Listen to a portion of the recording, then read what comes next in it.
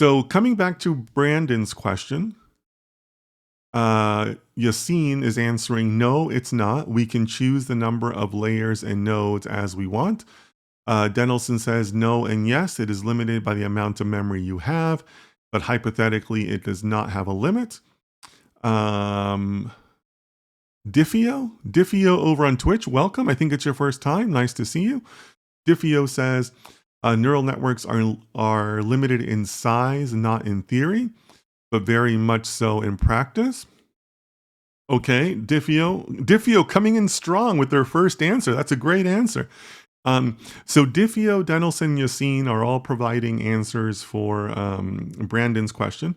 And all of them are correct, right? There is no limit on nodes, on the number of layers and the number of nodes within those layers. And if you remember, last week we kind of talked about how I kind of stopped short of calling them a hyperparameter, but you can kind of say, like, hey, you know, I'm going to play around with the number of nodes and layers to kind of see if I can improve my results. Like, that's a valid way to construct these, right? There are dedicated hyperparameters for neural networks, but the architecture itself of the network is something that you can play around and experiment with. So Brandon, that's basically the answer, that no, there is no limit to layers and nodes. They can be, your network architecture can be whatever you want it to be.